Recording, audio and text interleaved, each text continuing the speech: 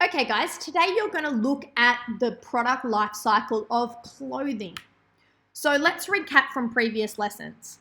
All products have a life cycle that begins in the cradle and ends at the grave with many steps in between. These are the steps of the product life cycle that we're going to use. So raw material extraction, material processing, part manufacturing, assembly, product use, and end of life. What we're going to do today is look at an example of a piece of clothing and how and what happens at each stage of the product life cycle. So this video has also been attached to the post if you want to re-watch and watch it again, but we're all going to watch it together for now.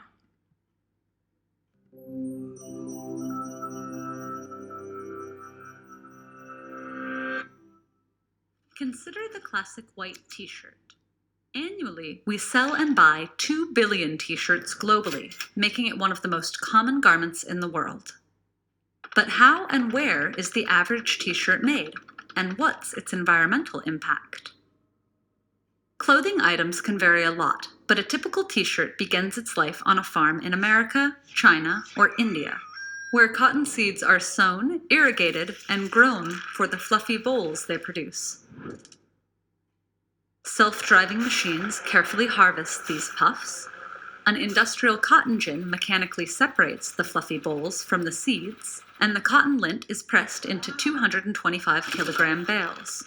The cotton plants require a huge quantity of water and pesticides. 2,700 liters of water are needed to produce the average t-shirt, enough to fill more than 30 bathtubs. Meanwhile, cotton uses more insecticides and pesticides than any other crop in the world. These pollutants can be carcinogenic, harm the health of field workers, and damage surrounding ecosystems. Some t-shirts are made of organic cotton, grown without pesticides and insecticides, but organic cotton makes up less than 1% of the 22.7 million metric tons of cotton produced worldwide. Once the cotton bales leave the farm, textile mills ship them to a spinning facility, usually in China or India, where high-tech machines blend, card, comb, pull, stretch, and finally twist the cotton into snowy ropes of yarn called slivers. Then yarns are sent to the mill, where huge circular knitting machines weave them into sheets of rough grayish fabric, treated with heat and chemicals until they turn soft and white. Here, the fabric is dipped into commercial bleaches and azo dyes, which make up the vivid coloring in about 70% of textiles. Unfortunately, some of these contain cancer-causing cadmium, lead, chromium, and mercury. Other harmful compounds and chemicals can cause widespread contamination when released as toxic wastewater in rivers and oceans. Technologies are now so advanced in some countries that the entire process of growing and producing fabric barely touches a human hand, but only up until this point. After the finished cloth travels to factories, often in Bangladesh, China, India, or Turkey, human labor is still required to stitch them up into t-shirts. Intricate work that machines just can't do. This process has its own problems. Bangladesh, for example, which has surpassed China as the world's biggest exporter of cotton t-shirts, employs 4.5 million people in the t-shirt industry, but they typically face poor conditions and low wages. After manufacture, all those t-shirts travel by ship, train, and truck to be sold in high-income countries, a process that gives cotton an enormous carbon footprint. Some countries produce their own clothing domestically, which cuts out this polluting stage. But generally, apparel production accounts for 10% of global carbon emissions. And it's escalating. Cheaper garments and the public's willingness to buy boosted global production from 1994 to 2014 by 400% to around 80 billion garments each year. Finally, in a consumer's home, the t-shirt goes through one of the most resource-intensive phases of its lifetime. In America, for instance, the average household does nearly 400 loads of laundry per year, each using about 40 gallons of water. Washing machines and dryers both use energy, with dryers requiring 5 to 6 times more than washers.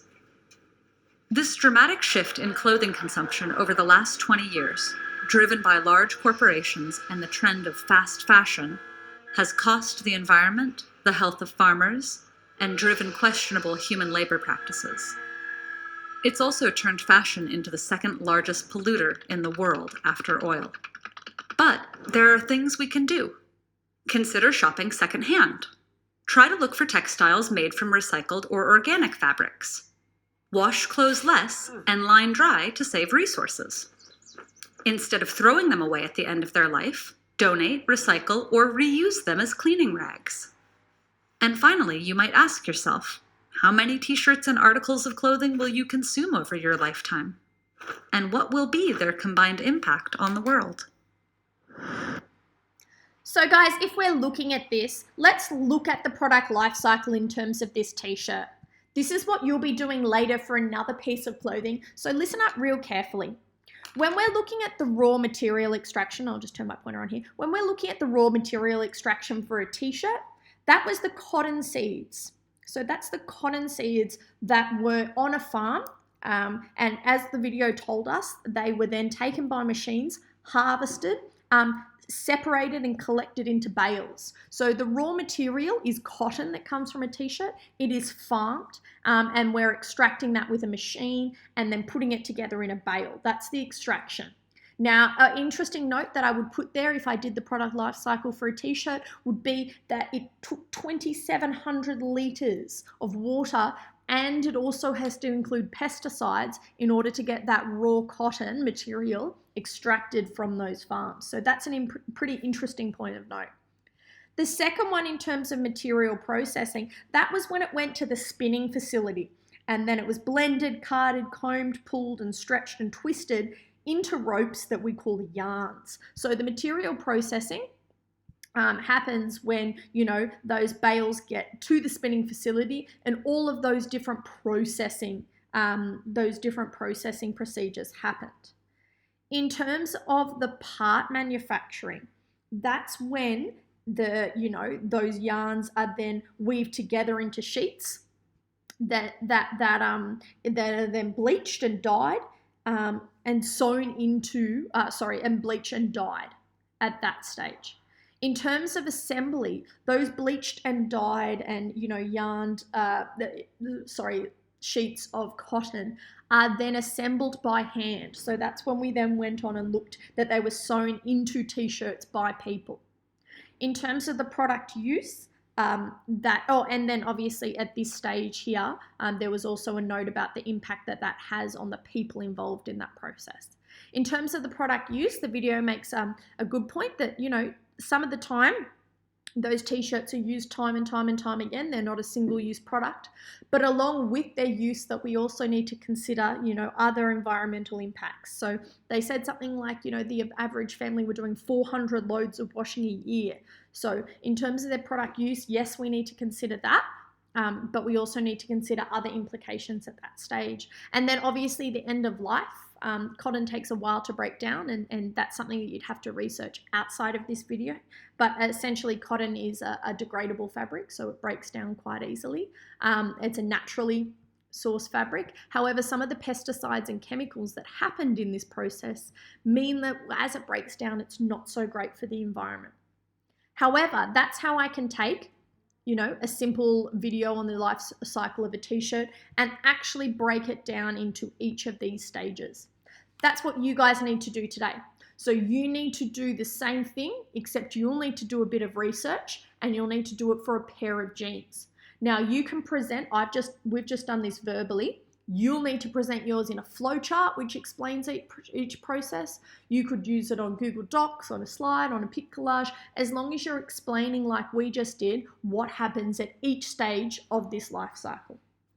And that's it, guys. That's the life cycle and your activity today for the product life cycle of clothing.